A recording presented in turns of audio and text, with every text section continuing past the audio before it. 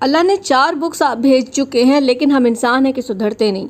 دیکھیے اللہ کہتے ہیں یہاں پہ کہ وقالت الیہود عزیز ابن اللہ، جیوز نے عزیر علیہ السلام کو سن آف دی گاڈ بنایا، اسی طرح کرسچنس نے وقالت النصارى المسیح ابن اللہ، جیسس کو سن آف دی گاڈ کہا۔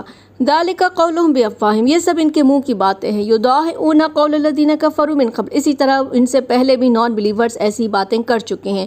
قاتلہم اللہ، اللہ ان سب کو غارت کرے۔ انا یوفکون، یہ لوگ کدھر بہکائے جا رہے ہیں۔ اتخذوا احبارہم ورہبانہم، ان لوگوں نے اپنے مونگس، اپنے ربیز کو ارباب اپنا لارڈ بنا لیا، من دون اللہ، اللہ کو چھوڑ کر، والمسیح ابن مریم، اور جیزس کو اپنا لارڈ بنا لیا۔